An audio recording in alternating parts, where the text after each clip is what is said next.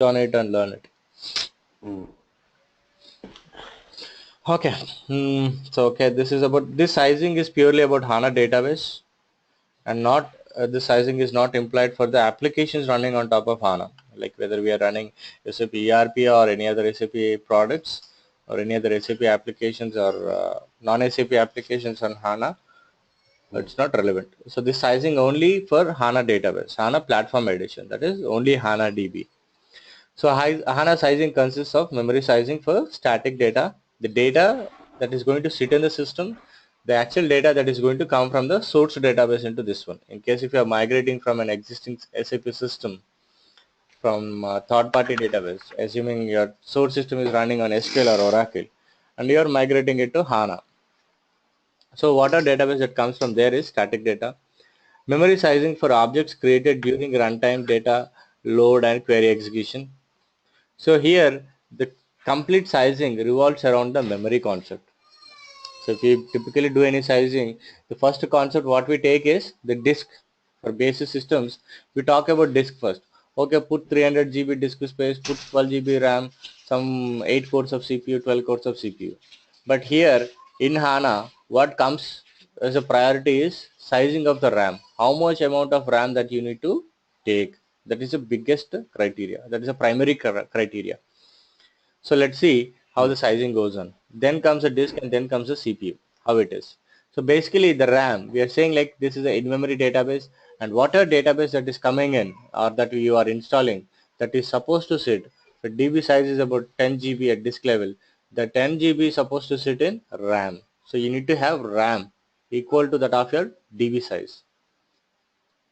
If you are migrating from a source system, yes, this will be how it will be. If you are migrating a system from a source database, if you are installing a fresh system, you need minimum 64 GB RAM, 200 GB disk space, and 12 to 16 cores of CPU. That is a minimum requirement. For only HANA, you need minimum 64 GB RAM, 200 GB disk space, and SP11 only DB gets installed with only 10 GB. HANA gets installed only with 10 GB. One second.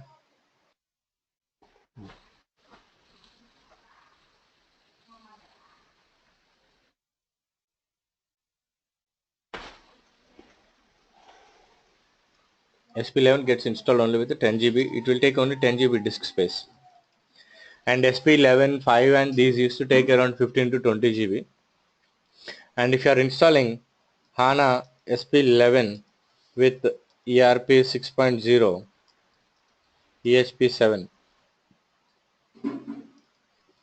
this will come to 45 GB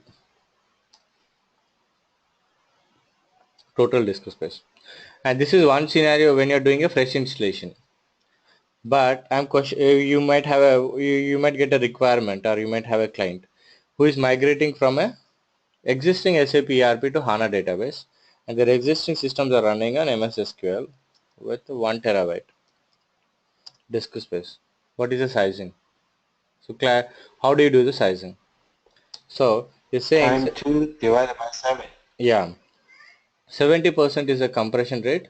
So we take the sizing like this: RAM equals to source database footprint. That is, source database is 1000 into 2 by 7 into compression factor. This compression factor actually goes for the compression factor of your source database, and this compression factor can be attained by running a script. And this compression factor always comes somewhere between 1 to 2 only, 1% to 2% only, not beyond that. And it really doesn't have much of importance. Practically, on the practical level, I don't consider this while doing sizings. It doesn't have much of importance. It's just a compression factor. It's a uh, point of concern while doing the sizing, because the compression factor for few databases might be higher or might be lesser, but even without that you can do the perfect sizing. We'll see how it is. So RAM, So yeah, the compression, let's say I have a 1 terabytes. After compression was what? yeah, I'm coming to that. See, 700? yeah, from 1000 GB is your source DB. Mm. Okay, and your compression After, factor it is going to, if you're importing it to HANA, okay, so the compression factor would be 770 times, and that will be your target DB size would be, once you import it, your target DB size would be 300 GB only. The target DB size will be 300 GB only. So what are, 1/3. yeah, one third, even one fourth. It's not even one third, one fourth, close to one fourth. So, the Okay. data compression factor is 70 times, and this one of the advantages why people are looking at HANA or migrating to HANA from existing systems. People with 4 terabytes, 5 terabytes, 10 terabytes, they migrate to HANA just to reduce the disk space, only for that particular condition. So it Mm. comes with 300 GB. So that will be our RAM size. So simply without putting any compression factor is 1%. So 1000 GB into 2 by 7 comes to 285 into 1%. That comes to how much? 300 GB.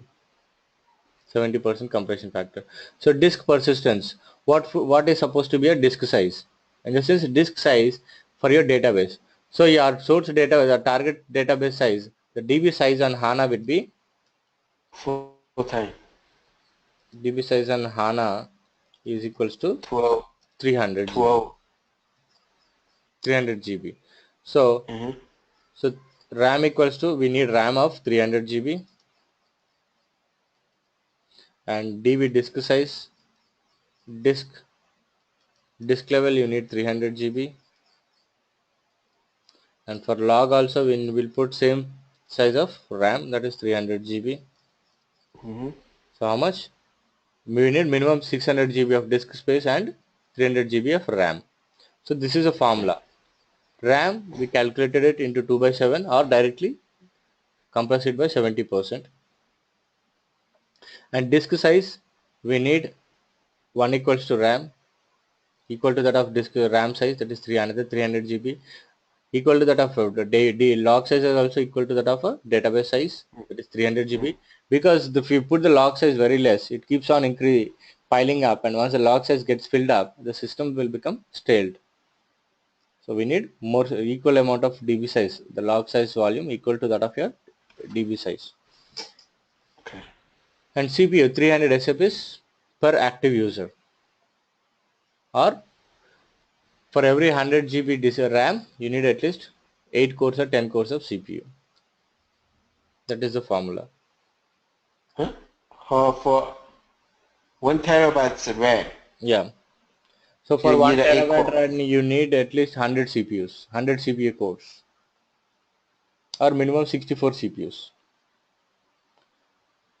So one physical CPU, we have now one physical CPU coming up to 8 32 core. cores. Yeah, Oh, 32 core. yeah, 32 cores. Okay. And now the minimum one comes with 16 cores. Mm. You just put two physical CPUs, we have 64 cores, and that is very much equal sufficient for 1 terabyte. For 1 terabyte, we are actually taking more than 120 cores. So the minimum, the least is 64 cores. And this cores, this comes by default sizing. Like if you just give the RAM count, the hardware vendor will automatically give the proportionate number of CPUs. Mm. Okay, we don't have to worry much about the CPUs, but the RAM, yes, we have to worry about the RAM, because RAM has a licensing cost in it, and the RAM is a very major factor, and depending on the RAM, we'll have our performance issues. So RAM is a primary criteria. What happened to this? This become unresponsive. Okay. So the license it it depends on how much RAM you are Yeah, how much using, RAM or you're using. Basically, when you register the license key for HANA database, it will ask you the RAM, the amount of RAM you have in your server, or the DB mm, size. As of now, mm. they have not started billing on it, but they're tracking it. Maybe in another Oh, 1 or 2 years, okay. they keep charging customers based on the amount of RAM they're using. I don't know why they would be doing it, but they have it in place. They're tracking it. When you register for HANA DB license, it asks specifically the amount of RAM that you're using. Mm. Okay, so this is about sizing and the compression factor and the database source footprint and the compression factors. You have to run the scripts, or you may have to ask if you are going for a new project and there the database is DB4. You don't really have to worry about it. You can ask the SAP to give the scripts on it. The SAP team will give the scripts, and the component to which the message has to be raised is mentioned in the note here. This is a component. So they will help us with that. They'll log into the system. At times they will only run the script and give the output to you. Or if they're not in a position and they're asking to run it to you, if you're not in a position, you can ask your already existing basis support or a DB admin of the DB4 to download the script. Relevant script will be given by SAP. Ask them to run that script and you can run it. But this C1 factor doesn't have much of value, so you can just ignore it. I'll tell you at the end the way I do the sizing. And apart from the RAM that we have considered till now is only for the RAM for storing the DB size. RAM equal to that of your database size that is going to come into in-memory DB size only. But what about the RAM that you need for loading the new data, executing queries? We call that RAM is as a dynamic RAM. The RAM which will be freed up after the query or transaction is completed.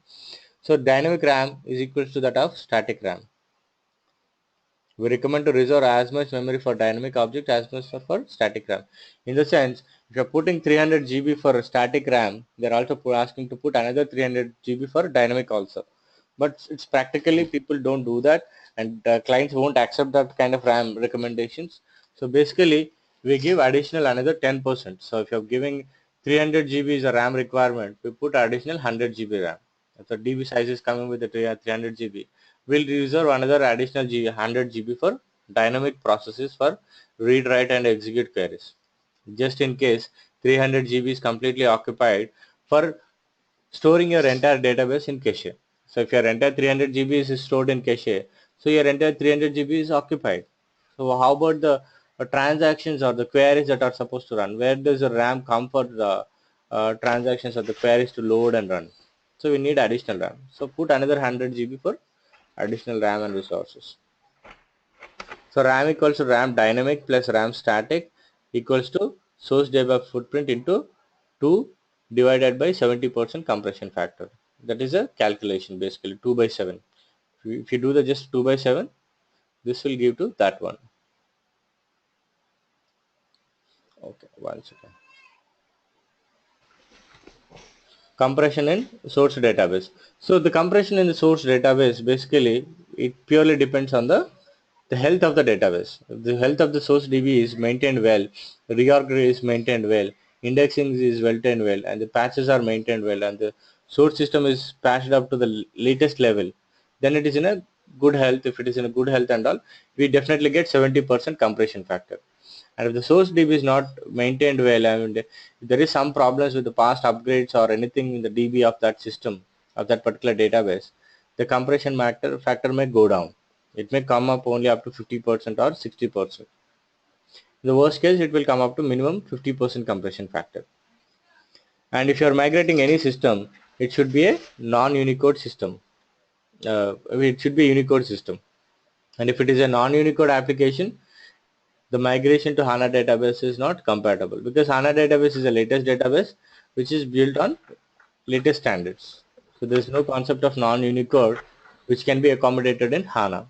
So if you are migrating any old server, old SAP servers running on non-Unicode systems, those have to be first dealt with the Unicode conversion. Then they have to be migrated to